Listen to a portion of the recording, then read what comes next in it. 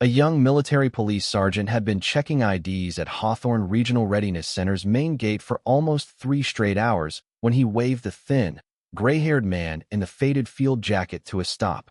It looked routine. Another visitor without the right paperwork, another awkward turn away on Veterans Day. Staff Sergeant Mark Delaney asked for ID out of habit, expecting a driver's license that had expired 9 years earlier. Instead, the man handed over a battered VA card and shifted, making a torn wolf head patch flap on his shoulder. Delaney almost dismissed it as surplus store junk. He keyed his radio anyway, read the man's name and last four, and froze when dispatch answered with 5 words that changed the air around the gate. Do not detain. Extract Omega Wolf. If you're watching this story from anywhere in the world, we'd love to know where you were joining us from.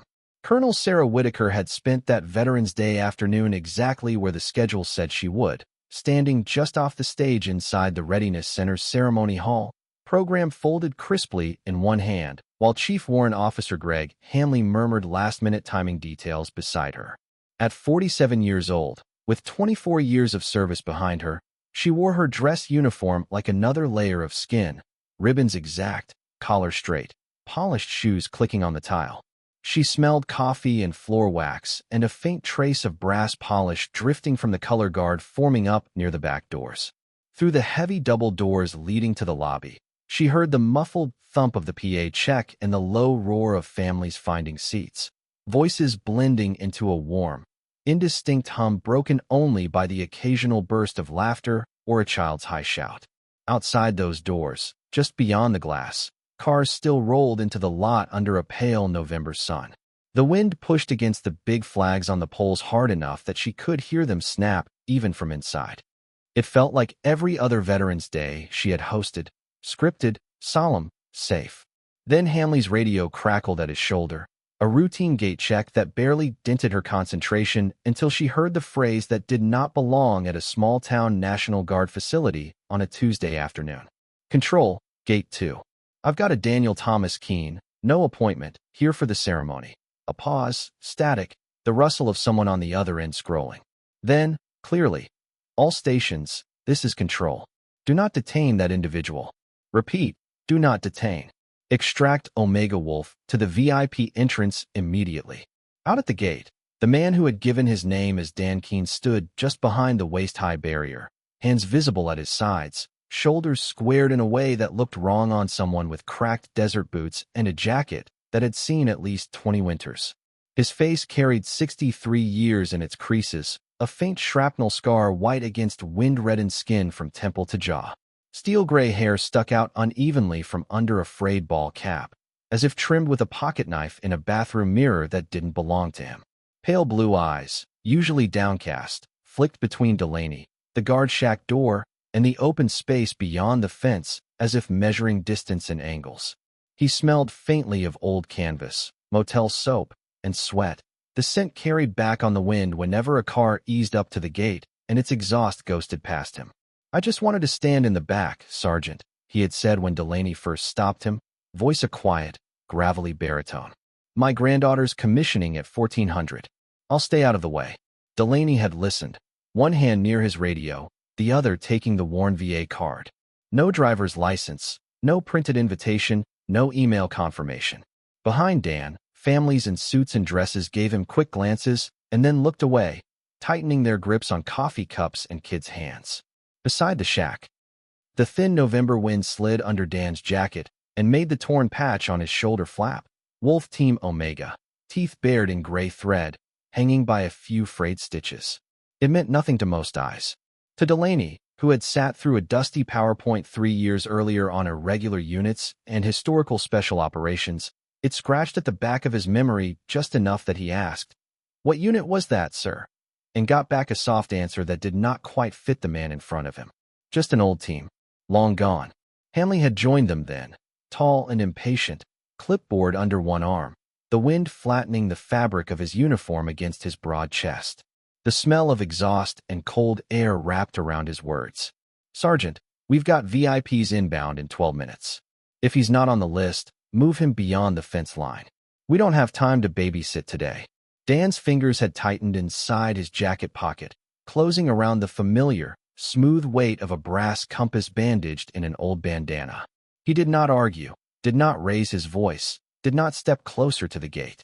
"I'm not here to cause trouble," he said. "I'll stand wherever you need me to, long as I can hear Emma Keen when they call names." His voice caught just enough on that last pair of words that an older Vietnam veteran walking by with his daughter slowed, eyes narrowing on the torn wolf patch. Most of the crowd, though, flowed right past. The smell of perfume and hot coffee drifting in, the sound of laughter and cell phone camera shutters clicking as they headed toward the warm light behind glass. Hanley saw only risk, another unknown body near the gate on a day when one mistake could turn into news footage. "We've got regulations for a reason, friend. Step back to the sidewalk." Dan had taken one step, then another, his limp pronounced on the cold concrete. He did not hurry. He did not plead.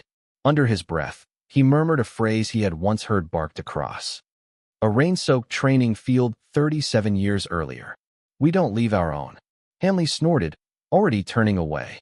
"Today, you're on the wrong side of the fence." It might have ended that simply, except Delaney's thumb had pressed his radio. His voice had sent Daniel Thomas Keen, date of birth October 3rd, 1962, into the net, and the past had reached back through the static to seize them all. The story of who Dan Keen had been did not start at that gate, or even on that ridge in Afghanistan that still haunted the older generation of Green Berets. It started 39 years earlier, when a 24-year-old kid from Indiana with more grit than direction had enlisted, fought his way through Special Forces assessment and selection, and found himself standing in a muddy North Carolina training area in 1988, shoulders burning from a 20-mile ruck march, boots soaked through, ears ringing from a sergeant's voice that might as well have been thunder. Master Sergeant Roy Harlan had walked down the line of candidates like an inspector picking out weak welds, boots crunching gravel, the smell of sweat and wet canvas rising from the formation. When he stopped in front of Keen, he held out a scarred brass compass, cool and heavy in his weather-cracked hand. "Every team needs one man who finds the way out when everything goes to hell," Harlan had said, his own Vietnam roughened voice like gravel. "That's you, Keen. Don't prove me wrong. We don't leave our own." The compass had a tiny inscription scratched on the back. HH, find the way, and Dan had felt the weight of expectation settle on his palm along with the metal. Over 22 years, through sandstorms in Iraq and snowstorms in Kosovo, he carried that compass on every mission, the brass picking up the salt of his sweat, the smell of cordite, the fine grit of blown dust. By the time he was 30, he had earned his slot in a blacker unit, tucked behind layers of euphemisms and acronyms.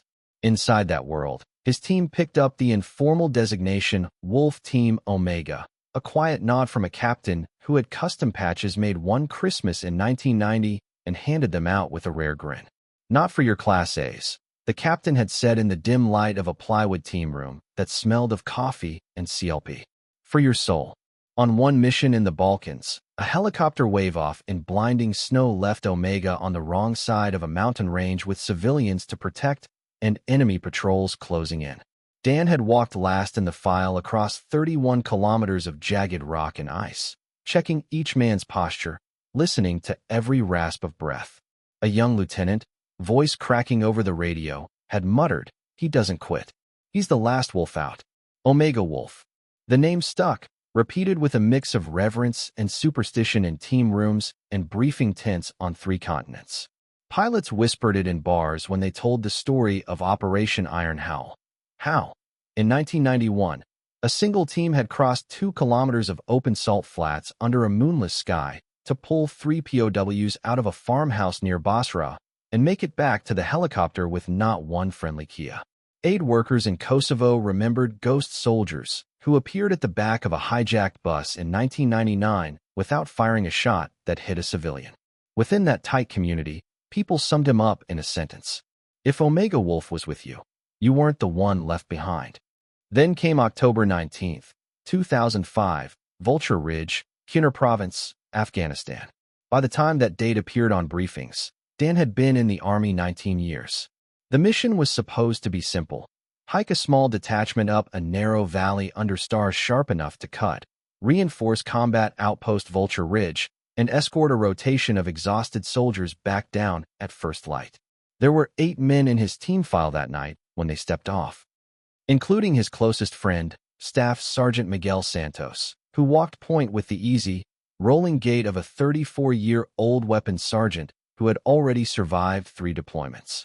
The air at 6,000 feet bit at exposed skin, every breath a dry scrape in the throat, the smell of dust and diesel drifting down from the outpost generators above.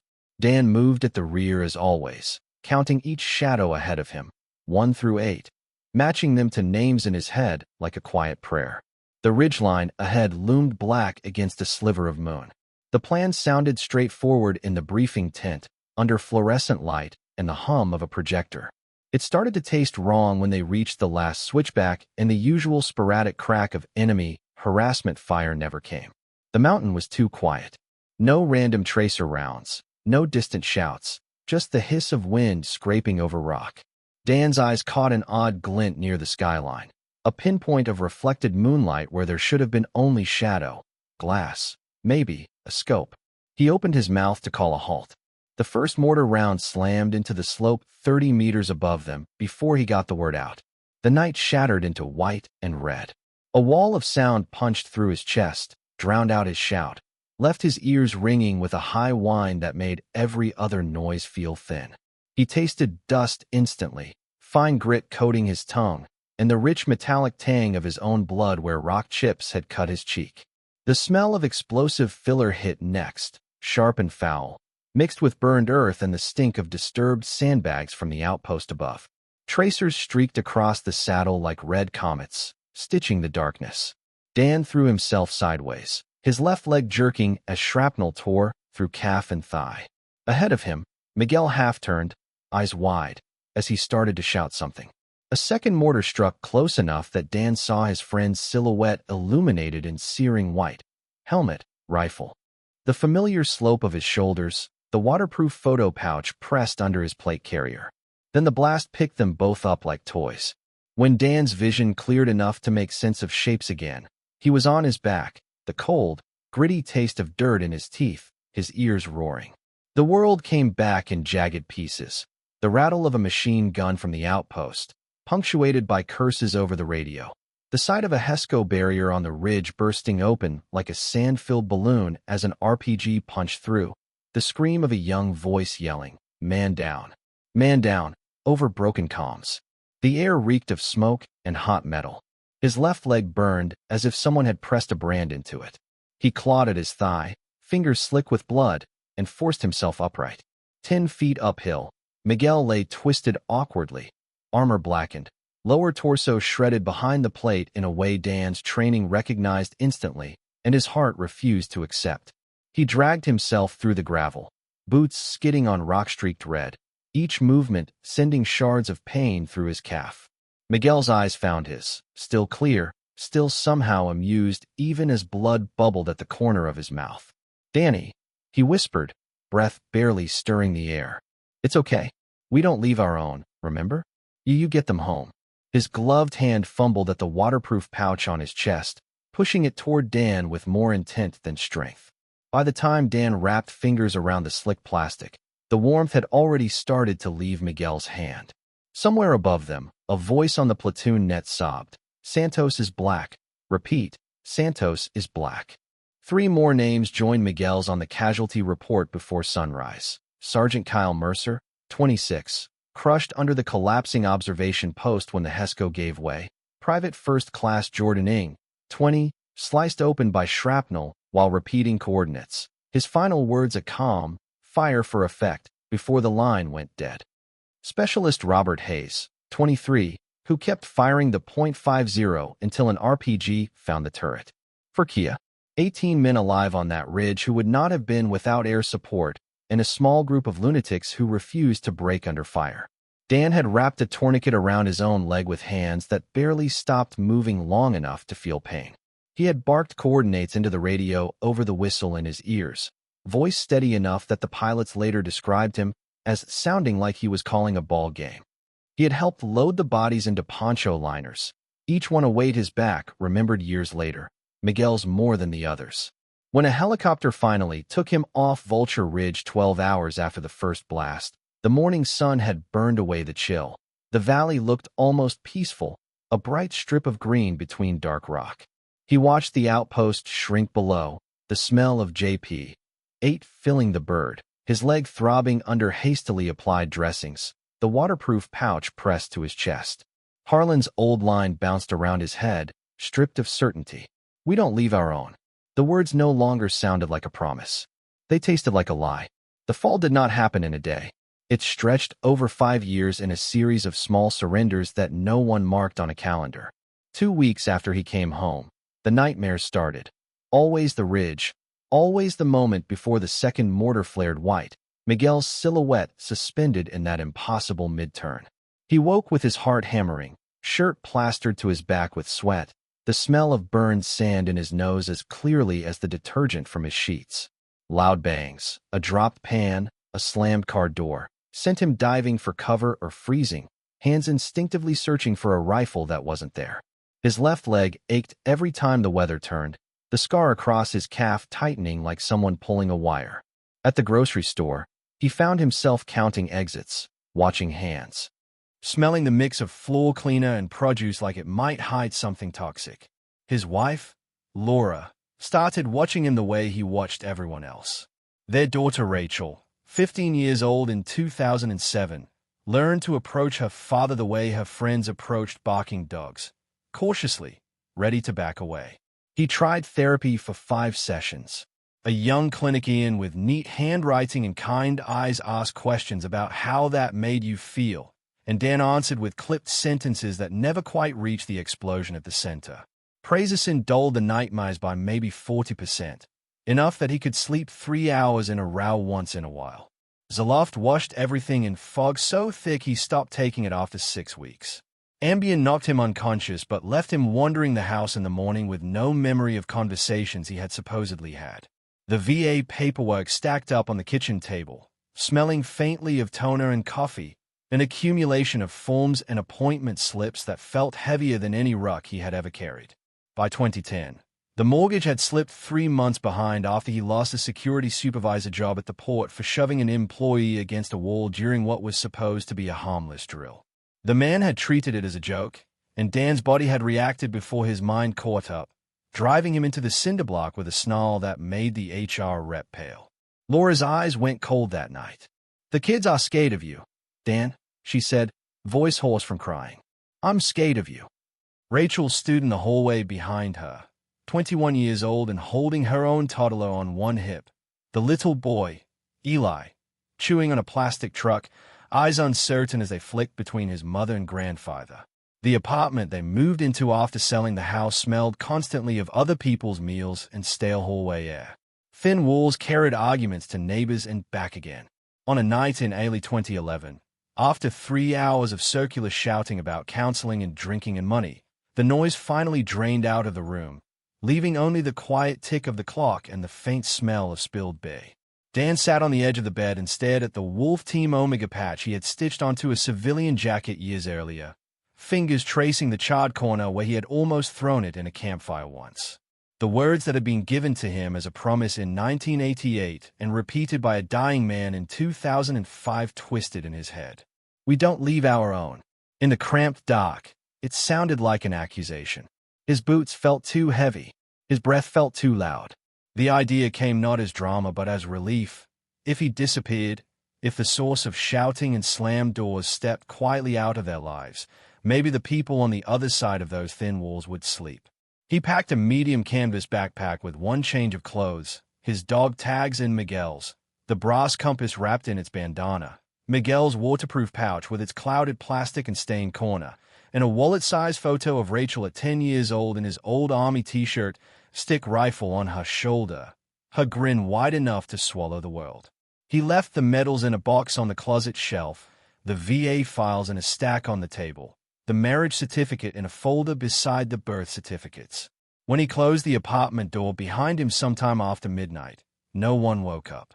The hallway smelled of bleach and someone else's microwave dinner. He walked down 3 flights of stairs, out into cold air that tasted of exhaust and wet pavement, and turned toward the highway. He did not leave a note. He told himself it was kinda that way. Heroes did not have nervous breakdowns in grocery stores. Heroes did not make their grandkids flinch. If he was no longer a hero, the least he could do was remove his wreckage from their daily lives. For 9 years after that, his world shrank to the size of an overpass outside Hawthorne and the small orbit of church basements and day labor lots that kept his body going while his mind circled the same blasted hilltop. The concrete alcove he claimed near the I-264 overpass smelled of damp stone, old urine from people who had used it as a hiding place before him, and the cold, metallic tang of passing traffic. Trucks thundered overhead day and night, a constant roar that at least blurred the echoes of mortars when he closed his eyes. He woke with a stiff back and a numb left leg more mornings than he could count, the weight of his backpack tucked under one arm as a pillow. Once or twice a week, he dragged himself to St. Andrew's Episcopal Church for hot dinners in the basement, where the air always smelled of donated casseroles and coffee, and a volunteer chaplain named Jim brought him an extra roll and called him Sergeant without irony. He never stole. He never raised a hand in anger at the other people who shared the sidewalks and alcoves with him, even when fights broke out over blankets or bottles. When a drunk teenager once tried to shove an older woman named Teresa off a cardboard pallet, then stepped between them and took the sloppy punch instead, his jaw aching for 3 days. Every morning, under the overpass, he did slow, ugly push-ups on the cold concrete, breath clouding in front of him in winter, sweat stinging his eyes in summer, not because he had a reason to stay strong, but because the memory of doing nothing frightened him more than the ache in his scar. 40 days before the ceremony, in a church basement that smelled of dish soap and spaghetti sauce, he noticed a flyer crookedly pinned to a bulletin board. The bright red border caught his eye first. Then the words Hawthorne Regional Veterans Day and Commissioning Ceremony, November 11th, 2025, 1,400 hours. Underneath was a printed list of names. His vision blurred for a moment. The cheap fluorescent lights humming overhead, the murmur of volunteers washing dishes in the kitchen. When he focused, his eyes landed on the 8th name from the top, 2LTM Keen, Military Police Corps. The letters hit harder than any mortar had. It had been 19 years since he had seen his granddaughter in person, a 6-year-old with pigtails who tried to march in his boots. Back then, she had smelled like crayons and shampoo and peanut butter. He had missed 16 birthdays. Now her name sat on a flyer that looked like every other piece of paper on that board, except it carried 3 generations of choices. He asked Pastor Jim, voice rougher than usual, "You know many Keens around here, Padre?" Jim shrugged, wiping his hands on a towel that smelled faintly of bleach. "Not a lot. Could be family. You could come see." Then had shaken his head then, the idea of stepping near the world he had abandoned making his stomach knot. But that night, under the overpass, he opened Miguel's waterproof pouch for the first time in 7 months. The plastic crackled softly, the faint brown stain in the corner catching the light from passing headlights. Inside, behind his friend's children's crayon drawings, he found a photo he had forgotten was there. Dan and Miguel in crude Santa hats in 1994, holding a cardboard sign and a plywood hooch that read, in thick black marker, "WE don't leave our OWN." Miguel's handwriting on the back, faded but legible, said, "Applies to kids too? Hermano." The concrete felt colder than usual under Dan's palms. His leg throbbed. He watched the compass needle quiver toward north, and for the first time in years, he picked a direction on purpose that was not away. He washed his jacket in a church sink 3 days before the ceremony, the water running gray, the detergent smell fighting old sweat. He nicked his chin twice, shaving with a disposable razor, pink streaking the white foam, then combed his steel-gray hair with his fingers and trimmed the worst of it with his pocket knife. When he tried to reinforce the Wolf Team Omega patch, the fabric finally surrendered. The top stitching tore away, leaving the patch hanging by the bottom edge, the wolf's head dangling like it wanted to leap off his shoulder.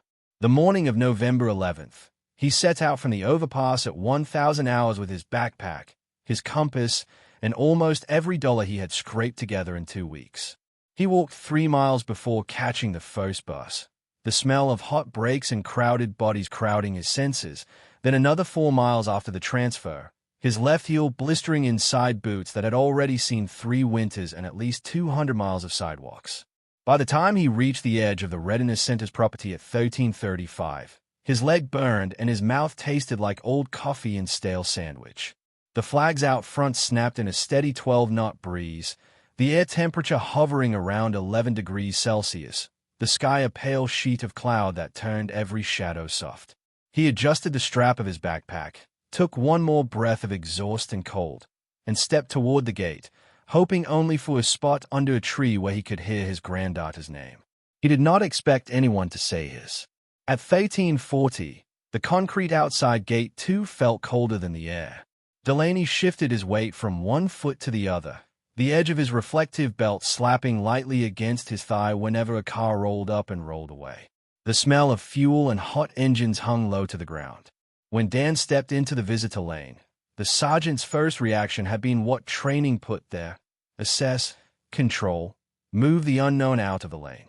"Afternoon, sir," he had said, one hand half raised in a polite, stopping gesture, the other resting near his radio.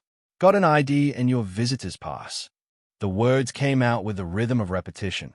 He had said them at least 40 times that day already. Dan reached slowly into his jacket, his movements deliberate, telegraphing everything he was about to do. He pulled out the VA card and an old driver's license that had expired in 2016. The plastic smelled faintly of wallet leather that no longer existed. "Just this," he had replied. "I know it's out of date. I'm just hoping to stand in the back for the ceremony. My granddaughter's commissioning. Name's Emma Keene." Delaney studied the card, the face on it younger, fuller, but with the same pale eyes and scar line. Behind Dan, a gust of wind carried laughter from the parking lot, the smell of coffee from the lobby urns slipping through as the doors opened and closed. People skirted around them, shoes clacking on concrete, heels striking sharp rhythms. Some gave Dan a quick, tight-lipped smile of the kind reserved for strangers who might ask for something. Most simply did not look long enough to have to react. Hanley arrived while Delaney still weighed options. "Problem?" he asked, voice clipped, the word itself almost a reprimand. Delaney explained the lack of pass, the expired ID, the man's story about a granddaughter. Hanley smelled risk where Dan smelled coffee. "We've got 382 people on the guest list and a state representative sitting in the second row," he said. "We can't start dragging strays into the hall because they say they are related to someone." The breeze tugged at his clipboard, ruffling the neatly printed schedule. He did not miss the tremor that flickered through Dan's left leg when the man shifted his weight. But he put it down to age, not injury. "Step back beyond the gate, sir. You're welcome to stand on the public sidewalk." Delaney looked once more at the jacket. The torn patch hung at an angle now, the wolf's head glaring sideways. "What unit was that?" he asked again. Dan's jaw twitched. "It was just a team patch from back when I was useful," he said quietly. "Long time ago." The words "long time" carried 22 years of classified deployments. But Dan kept his eyes on a spot somewhere past the guard shack, where he could see the edge of the parade field through a gap in the hedges. "Call it in anyway," Hanley muttered, already half-turned as a black SUV signaled, indicator clicking loudly. "Then move him." Delaney's thumb pressed the transmit button, the little plastic nub cold under his glove. "Control, Gate 2, he said, reading from the VA card. "I've got a Daniel Thomas Keene. Date of birth 1-0-0-3-6-2. No appointment. Claiming relation to one of the new officers. You got anything?" Dan heard his own name crackle out into the net, float on a line of static into buildings where people with earpieces and screens sat in climate-controlled air smelling of electronics and coffee. He shifted, his fingers closing around the compass inside his pocket until the brass edge dug into his palm. On the other side of the fence, inside the lobby, Emma Keene adjusted her new gold bars in a mirror, the fluorescent lights giving her freckled face a washed-out glow. The hall smelled of cologne and fresh floor wax. She had no idea that 30 meters away, outside the glass and concrete, the man who shared her eyes stood waiting to be turned away. "What would you have done?" the narrator asked at that point in the video, a quiet voice over the image of Dan standing alone while cars moved around him. "If you had been the sergeant at that gate, would you have followed the checklist and moved him along, or would you have trusted the small, nagging part of your gut that said, Ask one more question. Viewers wrote about times they had ignored or followed those nagging feelings. Then the story snapped back to the moment the radio answered. When Control replied, the tone in the dispatcher's voice changed so abruptly that Delaney straightened without meaning to. The line crackled, then came back, sharper and faster. Gate 2. Control. Confirmed name Daniel Thomas Keene. Date of birth October 3rd, 1962.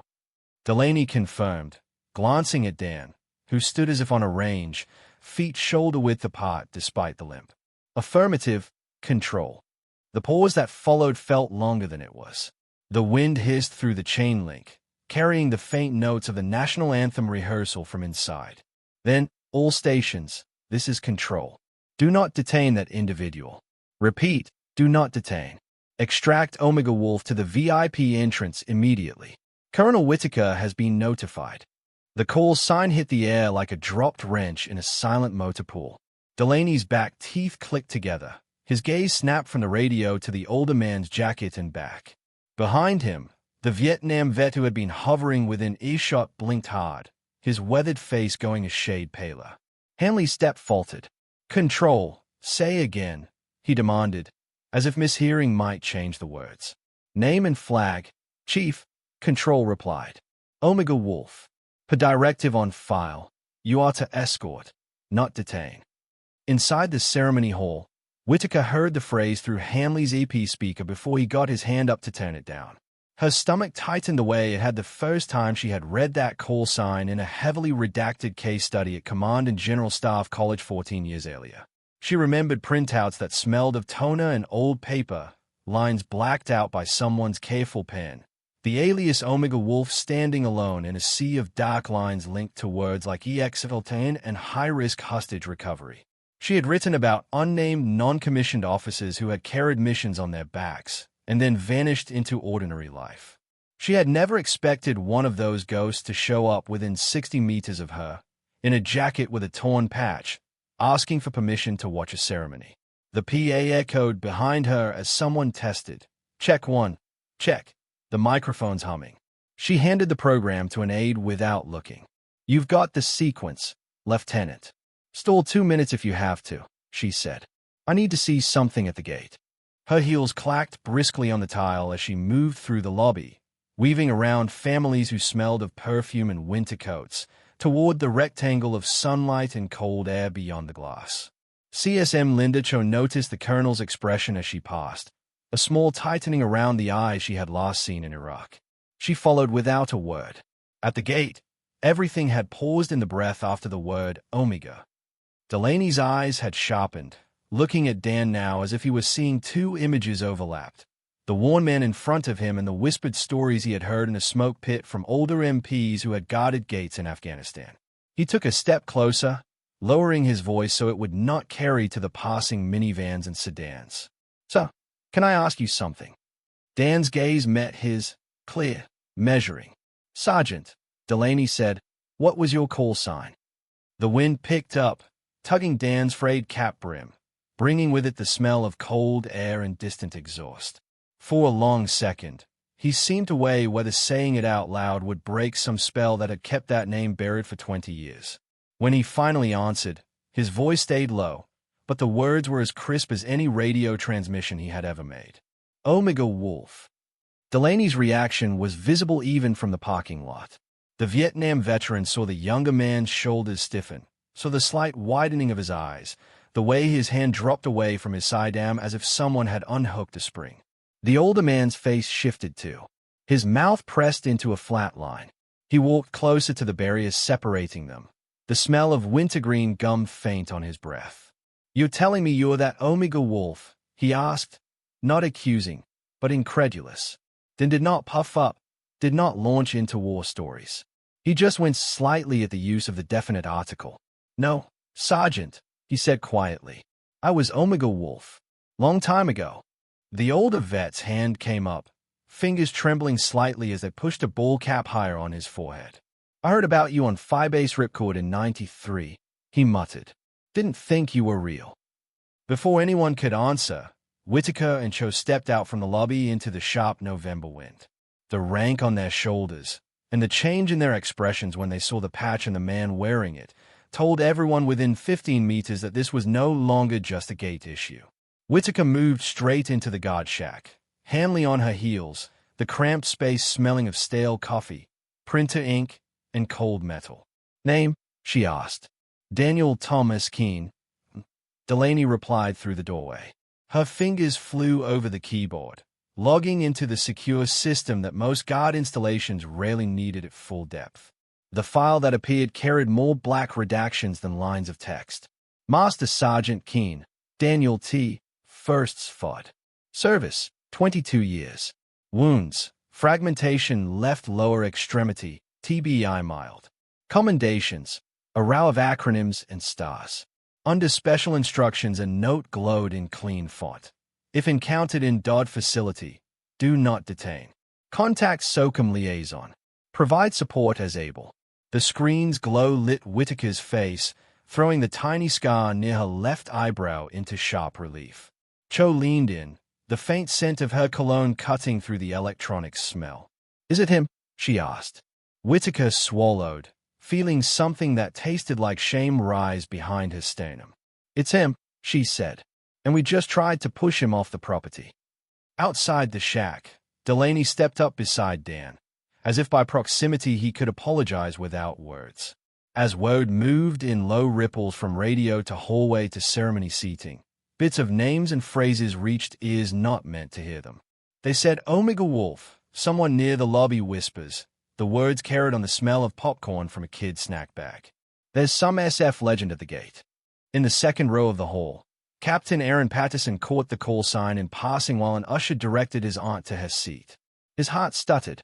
His father had spent 27 years telling one story more than any other, being dragged, half-conscious, toward a helicopter in southern Iraq in 1991 by a sergeant he knew only as Omega Wolf.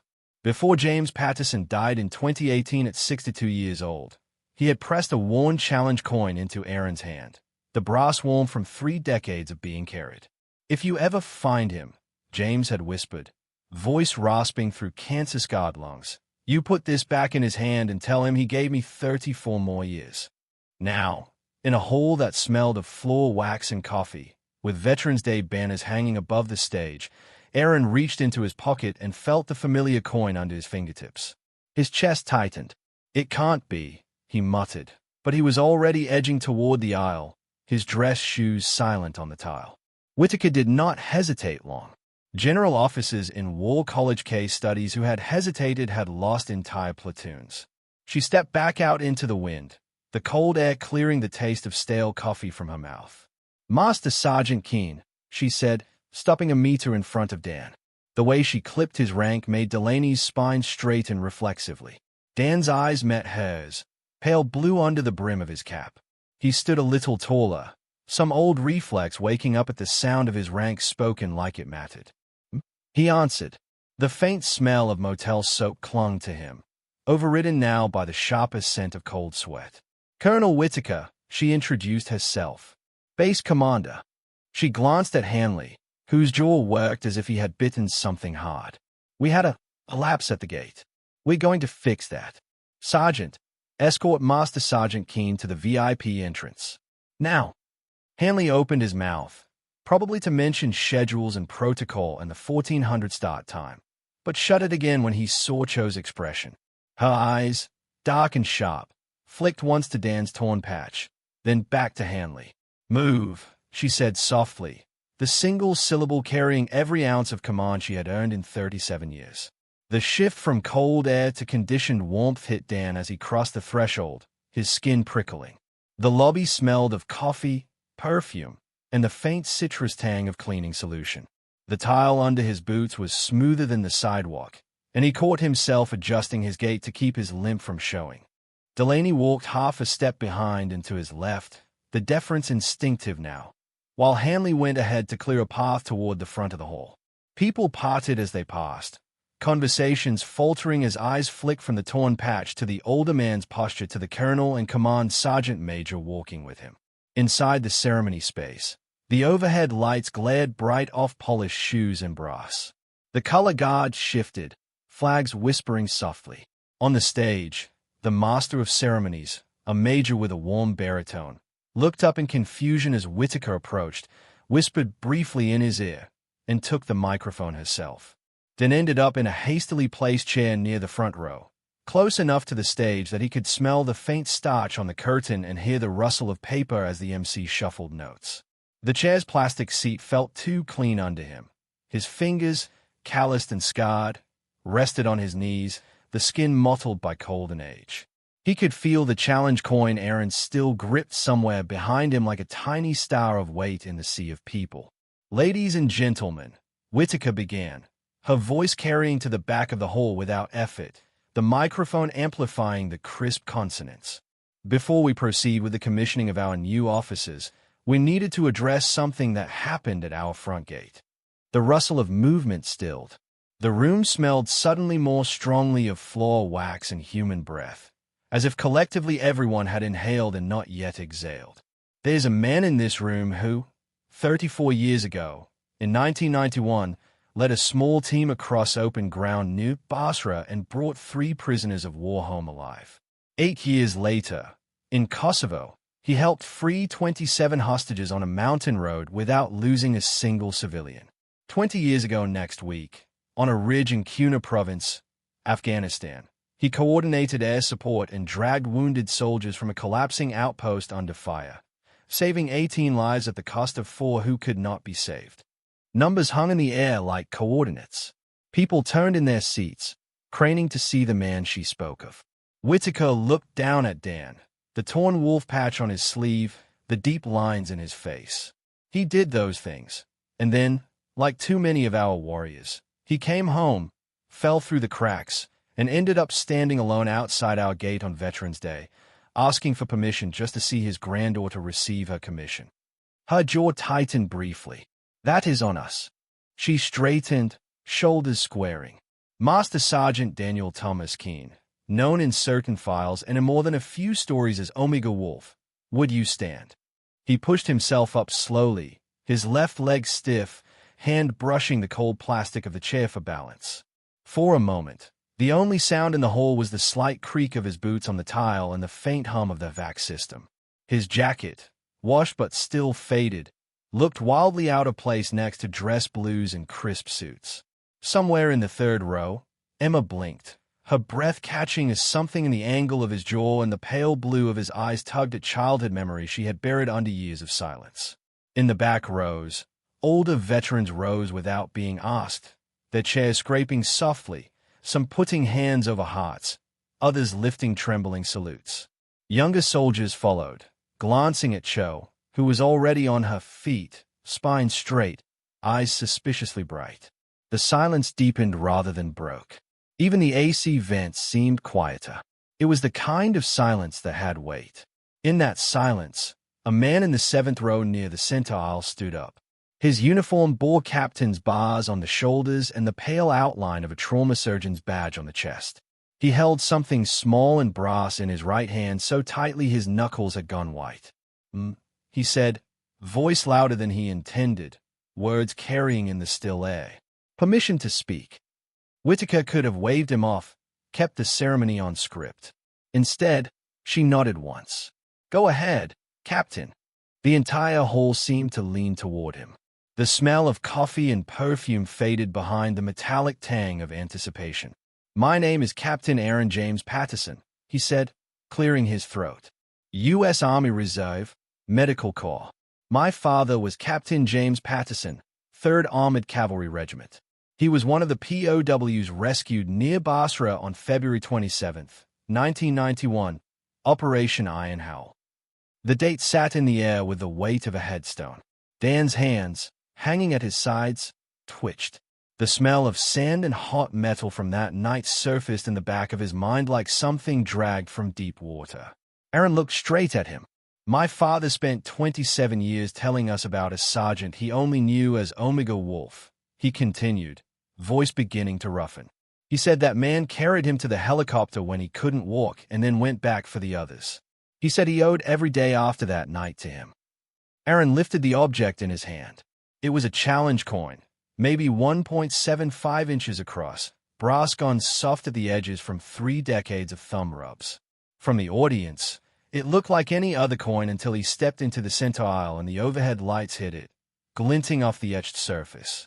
Before my father died in 2018, Aaron said, "He gave me this. He told me, if you ever find Omega Wolf, you put this back in his hands and you tell him what he gave us." He turned the coin slowly. The camera zoomed in later for the video, but in the hall, the words were clear enough for those close by to read as he spoke them. "One side has his unit crest," he said. "The other has an engraving. To Omega Wolf, you gave me 34 more years." And then his initials, J. Patterson. He started down the aisle. The smell of brass polish and faint cologne seemed to follow him.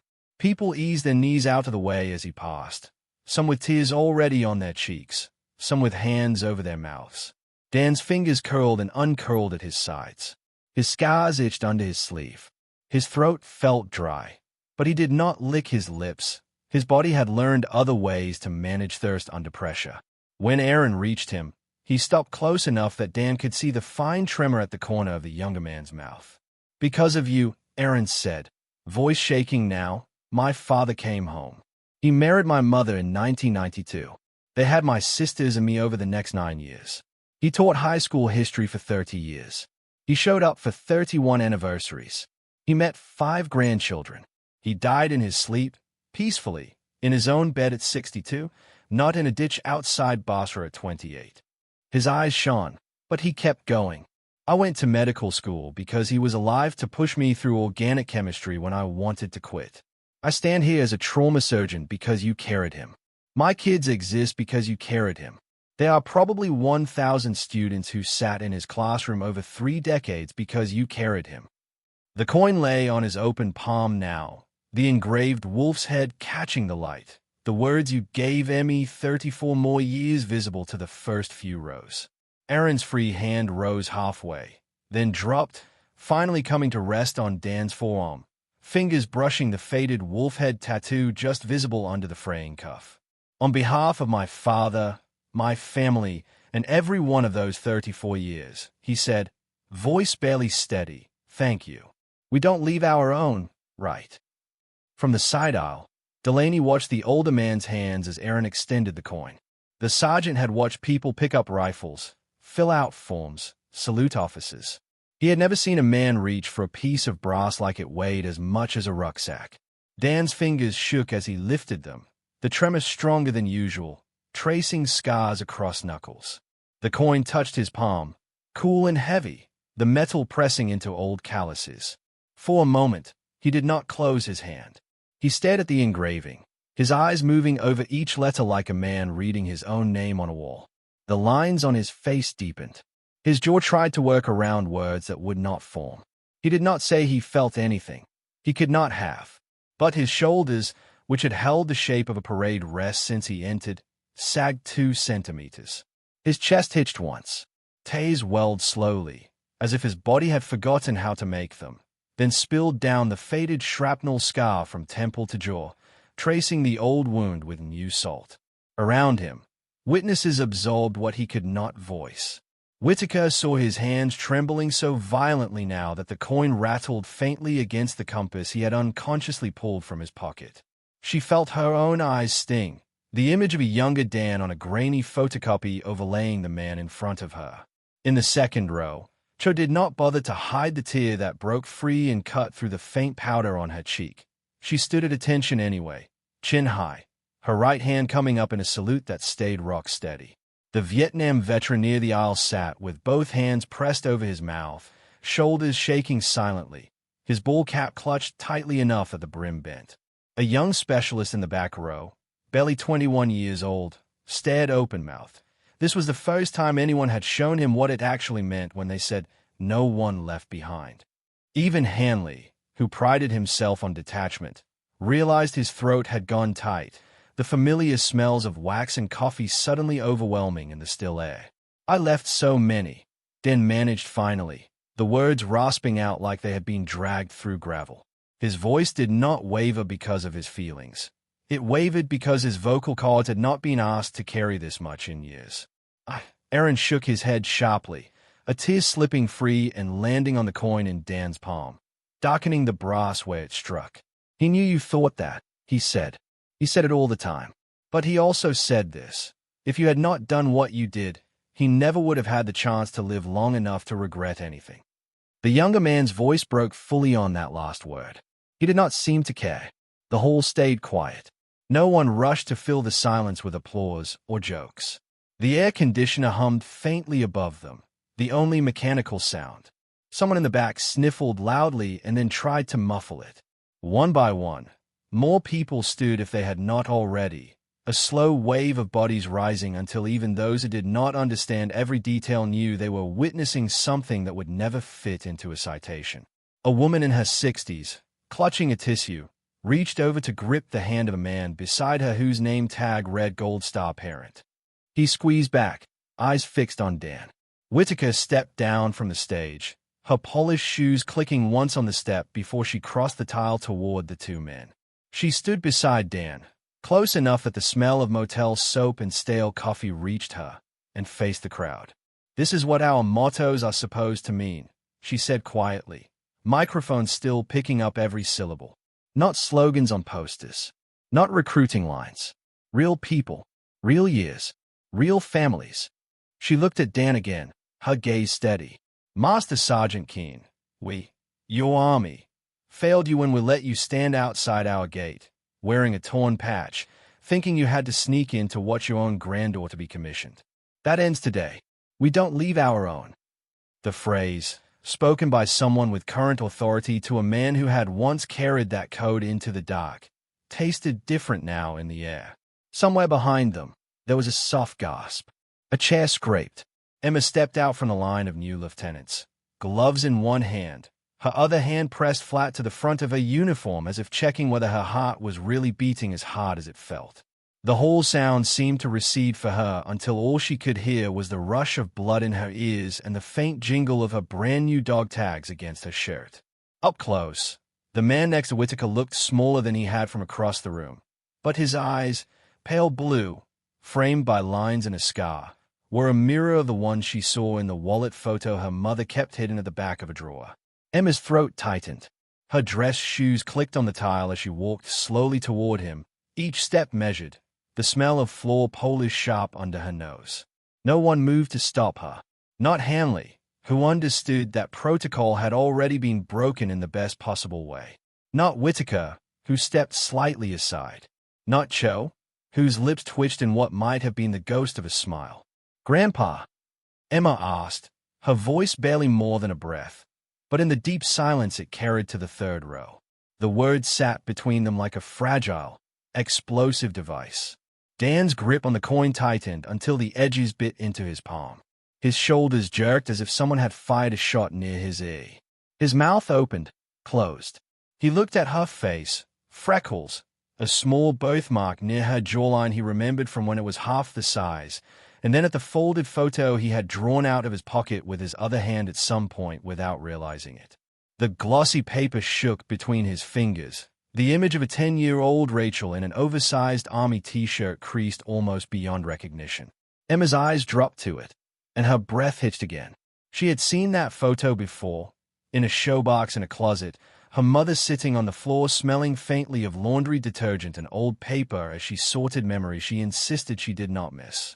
The sight of it now, in this man's hand, under these fluorescent lights, with the smell of brass and coffee and winter coats crowding around, snapped something loose inside her chest. She stepped forward the last half-meter and wrapped her arms around his shoulders.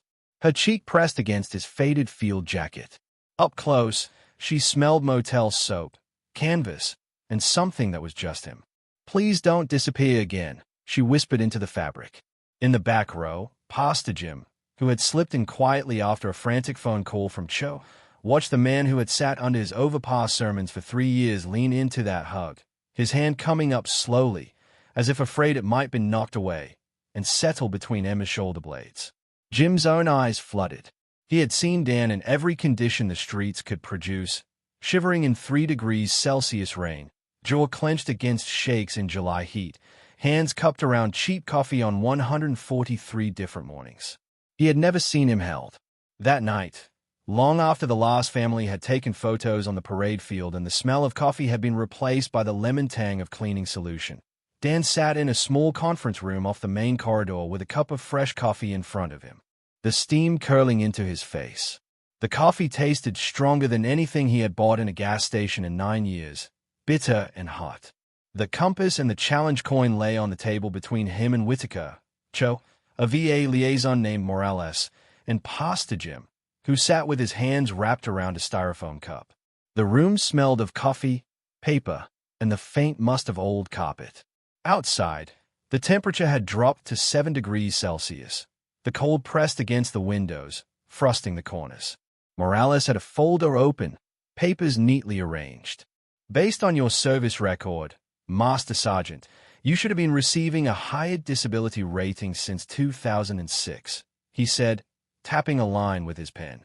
The numbers meant back pay, thousands of dollars, but Dan's eyes kept slipping to the coin. The words you gave me 34 more years catching the fluorescent light. We can get you into the Hawthorne Transitional Veterans Housing Facility tonight, Morales continued.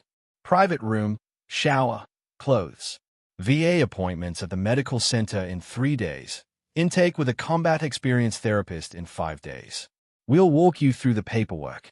You won't be calling 1 to 800 numbers alone. Dan's shoulders hunched slightly, his fingers worrying the edge of the compass bandana. There are other guys who need that more, he muttered. His voice sounded tired, not dramatic. I've been fine under the bridge. Cho leaned forward, forearms on the table, command voice dialed down but still carrying. You have been surviving under the bridge, she corrected. There is a difference, and you are not stepping back under concrete after what we saw today. We don't leave our own, Sergeant. The phrase, coming from an NCO who had spent 37 years making sure others lived up to it, settled differently in the air. Emma sat in a chair by the door, uniform jacket off now, blouse sleeves rolled to her forearms, the faint scent of a perfume overlaying coffee. She watched the way her grandfather's hands shook when he reached for the cup. Rachel, who had come only after a long, shaking breath outside in Jim's gentle insistence, sat beside her, fingers laced tight in her lap, knuckles white. She had not smelled motel soap in years. The scent cut through her defenses. Dad, she said quietly, the word rusty, unused for 14 years. He looked up as if someone had fired a flay. I'm not promising it's going to be easy, she continued. I'm still angry. Her voice shook on that word. But you are not going back to that overpass tonight. She swallowed. Eli wants to meet the guy his mom keeps pretending she doesn't talk about. A small, crooked smile tugged at one corner of her mouth. Please, let them help you. Then we'll figure the rest out. Dan's eyes moved from her face to Emma's, then to Jim, who gave him a small nod, the kind he used under the overpass when he had asked, You still breathing, Sergeant? For the first time in years, Dan did not try to carry the decision alone. He let his hand drift from the compass to the coin, feeling the engraving under his thumb. Holland's inscription, Find the way, pressed into his skin. Miguel's dying whisper, We don't leave our own, echoed between the walls. Okay, he said finally, the words soft but steady. I'll go with Morales. Just, don't make a big thing of it. Cho snorted softly. Too late for that, she muttered, but there was warmth under the words. That night, instead of climbing the icy concrete embankment to his alcove, Dan stepped into a van with Jim and Morales. The van's heater blew air that smelled faintly of old French fries and cleaning solution onto his legs. When he lay down in the narrow bed at the transitional facility, clean sheets smelling of detergent under his back, he stared at the ceiling for 37 minutes, the sounds of distant traffic muffled by insulation. The challenge coin sat on the nightstand, next to the compass and the folded photo of Rachel. He slept 4 hours in a row for the first time in at least 6 years. 2 weeks later, in late November, the small room at the facility looked lived in. A donated quilt, patterned with dark blues and greens, covered the bed. The window, single pane and drafty, showed a view of a scraggly tree in the parking lot instead of concrete supports. The air inside smelled of detergent, coffee, and a faint hint of liniment from a bottle a physical therapist had given him. The compass and coins still sat on the nightstand. Miguel's waterproof pouch rested in the top drawer, and the Wolf Team Omega patch lay flat on the dresser, waiting to be sewn properly onto a new jacket. Dan had gained 4 kilograms. His cheeks no longer looked hollow, and the purple smudges under his eyes had lightened. His limp remained, but physical therapy exercises had taught him to stretch the scar tissue, to move without his knee locking every 30 steps. He sat across from Dr. Alvarez, a therapist in her early 40s with short dark hair and a faint scar along her own jawline from a Humvee rollover outside muscle in 2007. The small office smelled of coffee and something floral from a plug-in air freshener. Alvarez did not ask, "How did that make you feel?" in the first 5 minutes. She asked, "Where were you standing when the first mortar landed?" and listened while he traced the switchback with his hands on his knees. When he paused, the silence felt like the kind he had known in Hyde sites, not the awkward kind from waiting rooms. They met twice a week. Prazosin did its work again, but this time he kept taking it. The night maze did not vanish, but on 5 nights he woke from them, sat on the edge of the bed with his feet on the cold tile, and decided not to reach for anything stronger than water and deep breaths. On Sundays, Emma and Rachel brought dinner in take-out bags that smelled of burgers and fried potatoes. The first visit lasted 42 minutes, filled mostly with stories about basic training, Eli's science project, and office gossip from Rachel's job. No one mentioned the night Dan left. The second lasted 65 minutes, and Emma brought an old photo album. When she slid the 1999 backyard photo across the small table, the glossy paper catching the overhead light, Dan's hand hovered above it for a second before touching the image. His thumb traced the laughing face of the younger version of Rachel standing beside him. Rachel watched his fingers, eyes wet, but said nothing. They talked about Harlan's compass and Miguel's kids instead. The third visit, they spent 90 minutes arguing gently over which baseball team was worse. Some subjects remained landmines, birthdays missed, years under the overpass, the call Rachel had never made. Those would come later. For now, they sat in the same room breathing the same air that smelled of ketchup and coffee, and that was more than any of them had expected on November 10th. 6 months after the ceremony, in May 2026, the wind at Hawthorne's gate felt warmer, carrying the scent of freshly cut grass from the parade field instead of bare earth. Dan walked up the ramp with a laminated ID card on a blue lanyard bumping against his chest and a jacket that fit without swallowing him. Emma had restitched the Wolf Team Omega patch herself 3 months earlier, sitting at the kitchen table with a needle and thread that smelled faintly of the cedar from the box she kept her mementos in. The edges lay flat now, the wolf's head secure, the old scorch marks still visible but framed by strong stitching. His limp remained, but he had learned to manage it. Each step was deliberate, steady. His hair was still steel gray and uneven at the edges, but now a barber kept it that way instead of a pocket knife. His hands shook sometimes, but less. His eyes looked up more often. He did not come that day as a guest. He came as a volunteer. 3 days a week, 4 hours each afternoon. He sat in a small room just off the main hallway, peer support and resource center stenciled on the frosted glass, stocked with coffee that smelled like the cheap stuff and pamphlets that smelled like paper and ink and hope. There were 6 chairs, a bulletin board with numbers for hotlines, and a worn couch that had once lived in somebody's day room.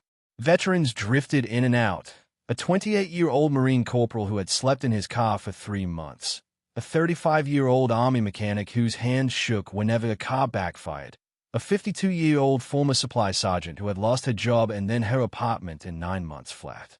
On a Tuesday in May, a 24-year-old infantryman named Torres sat opposite Dan, clutching a styrofoam cup so tightly the thin rim bent, coffee sloshing over his fingers.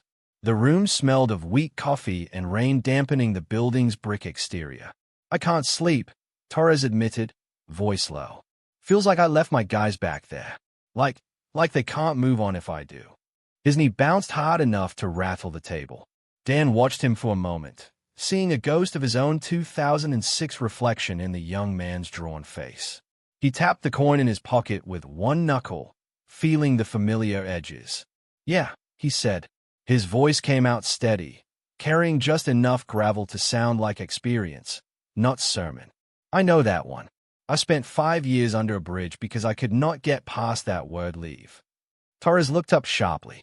Dan went on, eyes flicking briefly to the compass he had set on the table between them. We used to say, we don't leave our own, he said. Back then it meant you do not leave a body on a hill, no matter what. It meant you walk last in the file and count heads. I twisted it into something it wasn't. Thought it meant I had no right to breathe if anyone stayed behind. He glanced toward the window, where the faint sound of soldiers' calling cadence drifted through the glass. Took me 20 years to understand something Alvarez finally hammered into my thick skull. Torres frowned, the lines between his brows deepening. What? He asked, then looked back at him. Behind the younger man's eyes, fear and shame battled. We don't leave our own, Dan said slowly, doesn't just mean dragging somebody off a battlefield. It means we don't leave each other alone in our heads either. Not in the bad dreams, not on the overpasses, not on the nights you're thinking about doing something permanent to stop a temporary pain. It means you let other people walk with you out of that place, the way you would walk with them if the bullets were real instead of memories. Torres stared at him, the styrofoam creaking in his grip. Then his shoulders eased a fraction. The coffee slopped onto his hand again, and he did not seem to notice. So, maybe I'm not done yet, he said, half question, half statement. Dan shrugged one shoulder. You in this room. That's not nothing. Later that day, he stepped back outside into late afternoon light. The air held the warm smell of sun on asphalt and cut grass. Delaney, now promoted and still working occasional gate shifts, lifted a hand in greeting. Afternoon, Sergeant, he called, the word sergeant carrying a respect it had not 7 months earlier. Then walked through the gate without being stopped, the laminated ID bumping against his chest. The same concrete he had stood on in November lay under his boots. The same flags flapped against the same sky. The difference sat in the distance. Instead of looking from outside at doors that seemed permanently closed, he now stood inside the fence, watching Emma drill her platoon on the parade field, her voice carrying across the grass, crisp and confident. The smell of sweat and dust from the troops mixed with a faint aroma of the food truck parked near the lot. He reached into his pocket and touched the compass, the coin, and the folded photo that shared space there now, stacked like layers of an old map. South of the ridge, the ghost still existed. Vulture Ridge had not vanished. Miguel remained 34 forever in the cold Afghan date. But the phrase that had once driven Dan under the overpass had shifted under the weight of a brass coin and a granddaughter's hug. We don't leave our own, he murmured, watching a 22-year-old second lieutenant correct a private stance with a firm hand and a patient word. The wind tugged his restitched patch, but this time it held. Not on the hill, not under the bridge, not at the gate. He did not say he was healed. He did not say he was fine. But his shoulders squared, not out of habit, but out of choice, and for the first time in 20 years, he believed those 5 words might mean something he could live with instead of something he could die for. Daniel Keene's story had taught viewers that heroism did not end when the shooting stopped. The narrator said in the final minute of the video, images of Dan at the Peace Support Center and on the parade field rolling past. It had taught them that sometimes the bravest thing a man could do after 22 years of carrying others off battlefields was to let someone else walk him out from under an overpass. His story had stayed hidden in redacted file folders and hushed war stories for 19 years, but now it belonged to every person who had ever wondered what became of the ones who did not get ceremonies when they came home. If it had reminded you that no one was too far gone for a second chance, they asked you to subscribe. There was another story waiting on the screen. A story about a medic whose quiet courage changed an entire town. They reminded you, as the end card faded in, that every person you passed at a gate, on a sidewalk, or under an overpass had a history. Some of those histories were legendary, and some, like Omega Wolf's, were finally being told.